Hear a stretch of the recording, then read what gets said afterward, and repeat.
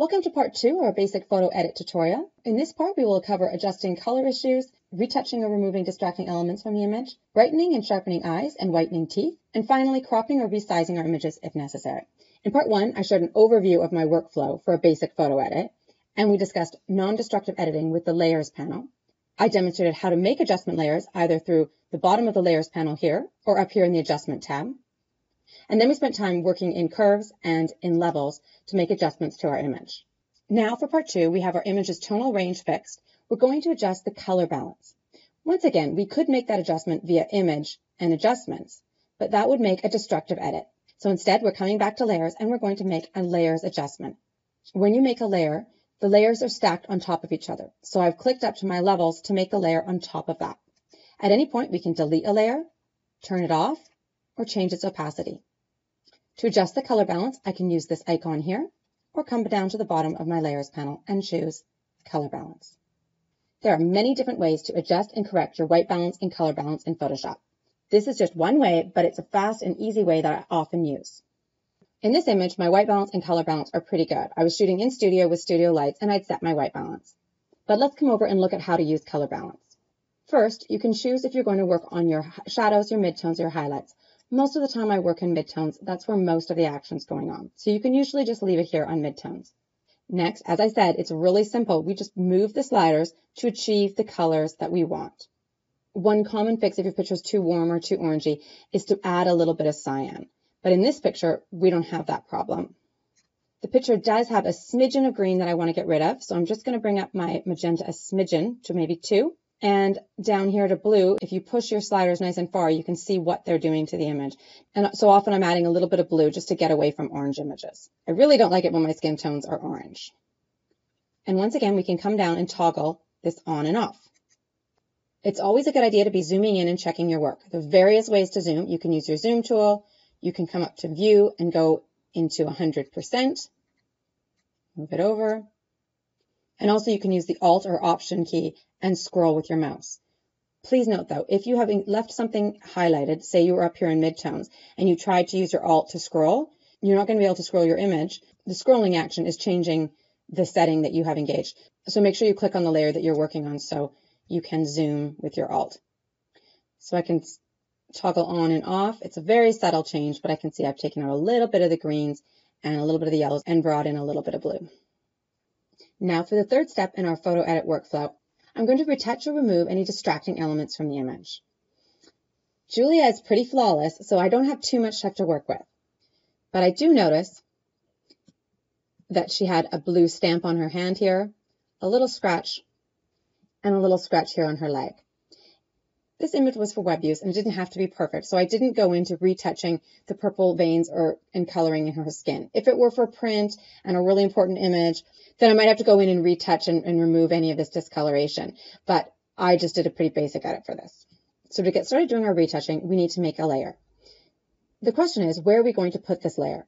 As you can see, there are layers stacked upon each other, and the order determines the visibility. For this reason, I usually start my editing with the most basic retouching that I know I'm going to want for sure in the image. Then I will start stacking and working in layers above it. However, when it comes to skin retouching, it can also be helpful to fix your lighting first, as that also changes how her skin will look. So for this image, I did my lighting first, but that's okay. What I will do is I will come down and click on background. And now I will start working on this image and the retouching underneath my lighting layers. Since I'm working on the pixels on the actual image, I can't just make an adjustment layer because I'm not just putting something on top of her. I need to work on this image, on these pixels. So how I do that is I make a copy of the pixels of the image that I want to work with. But because it's a copy and it's on top, it is still non-destructive. To make a new layer, we can come up here to Layer, New, and make Layer via Copy. Or we can use the keyboard shortcut Control and J, or Command and J if you're on Mac.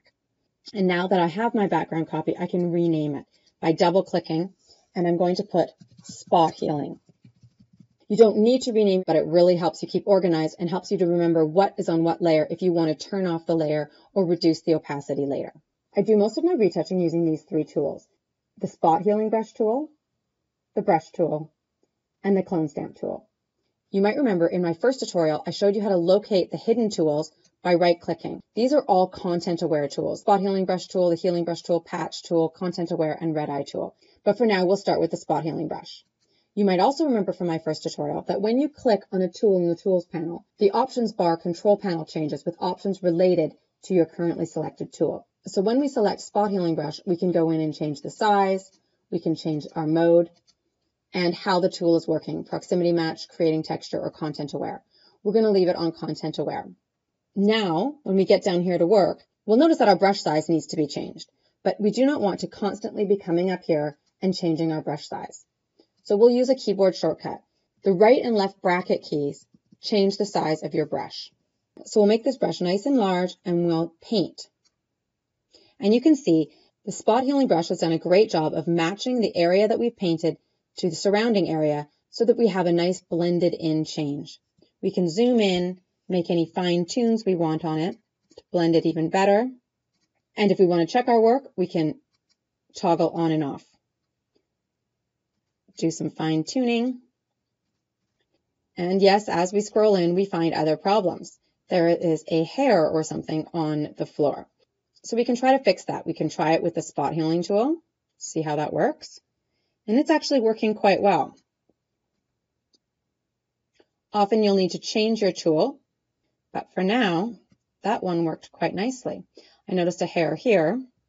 The problem with long hair, they can get everywhere. I'm going to make my brush even smaller and again just paint with my spot healing. And as you can see, it messed it up a little bit here because it's pulling from the surrounding area. So we're going to go in and fix that in a second. So I'm just going to get the worst of it with the spot healing. As you can see, this one is a bit noticeable when I'm doing spot healing because the colors are different in here. So I'm not happy with how that worked. So I'm coming back to my history panel. And I'm going to remove some of those, see where I want to fix it. Try and see what I think about it. Try it again and see. Another option is to make my brush bigger, so it's pulling from a wider area. And when it comes to retouching, a lot of it's just fiddling and fine-tuning and seeing what's working for that particular tool in that particular image because everything changes depending on the image. And now we can go nice and small if we want to try to fix some of those problems with the spot healing brush if we don't want to.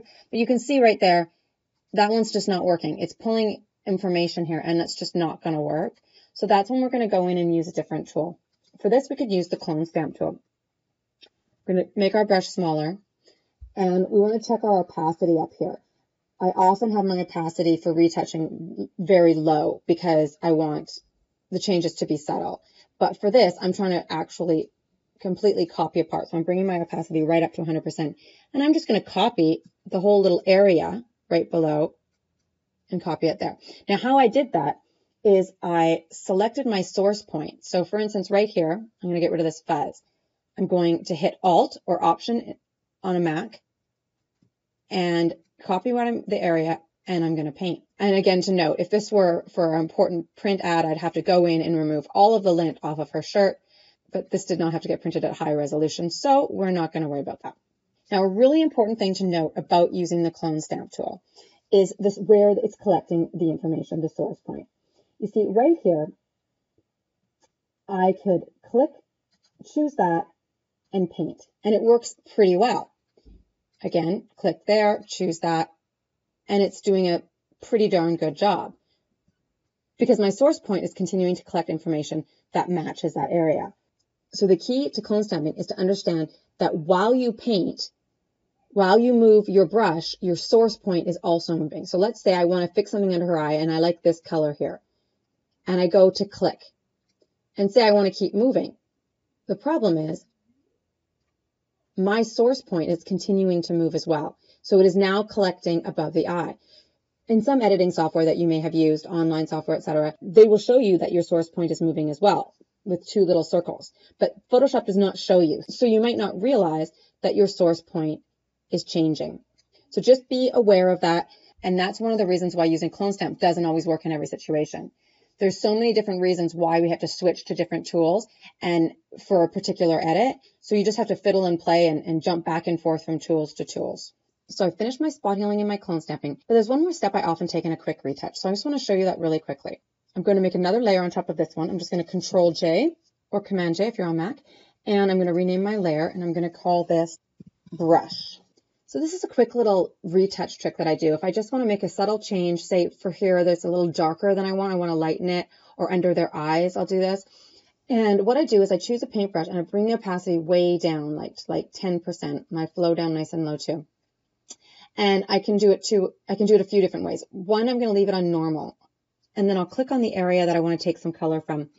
And I'm just going to paint on this. Now I have my new layer here, so I can always just get rid of it, see how I'm doing, and I can just lighten that up a bit. Now if I keep it on the normal mode, that's bringing all of the information over, so it's giving a slight airbrushing effect. Now if I only want it to lighten, I can come up here to lighten. Or if I just wanted to change color, I could come to color.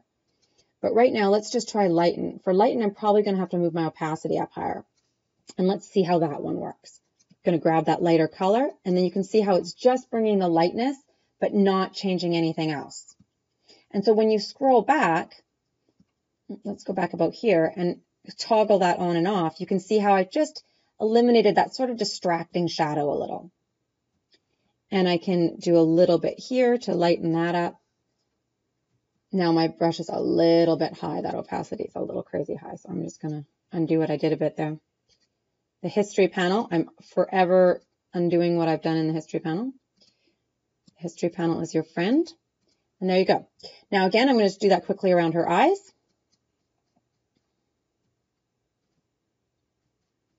Remember, I'm on lighten right now, so it's not actually changing anything besides the lightness. But if I wanted to airbrush it a little, I can just go to normal, and that will sort of add a smoothing effect. But I really bring down my opacity if I'm on normal.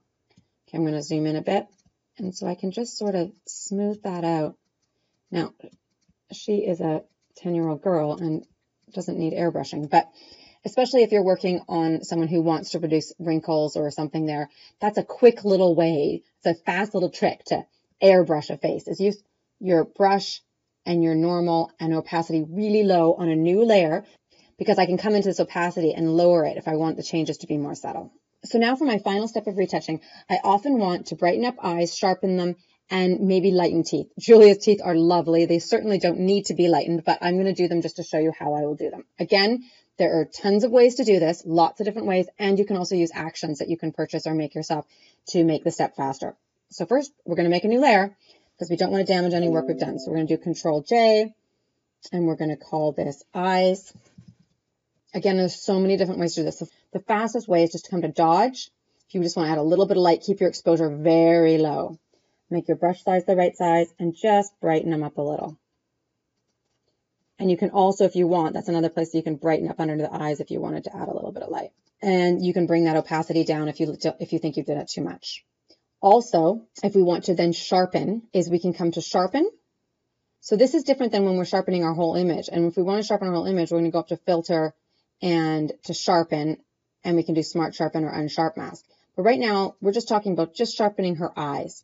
So I'm going to come into Sharpen. Again, I'm on the same layer. I'm just going to call this all, just do this all on this one layer. But definitely, sometimes you want to make your layers different for these. And I have a very, very subtle brush, and I'm just going to do a little bit of sharpening on the irises. I don't want to sharpen the white parts. And then sometimes I will sharpen the eyelashes.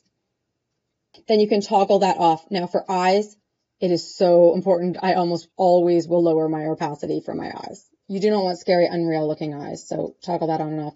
And so especially when it's further back, you can sort of see the difference of those eyes. It's just that extra little pop and that sharpening. And then teeth. So I'm going to make another layer. I'm going to call this Teeth. So for teeth, there's so many different ways you can do it, and I usually will use a layer mask, but I'm going to get into layer masks in future videos. So for this one, I'm going to keep it pretty simple. I've made my teeth layer, and I am going to make a selection. And we make selections up here with our selection tools. Right now, I'm going to use the quick selection tool.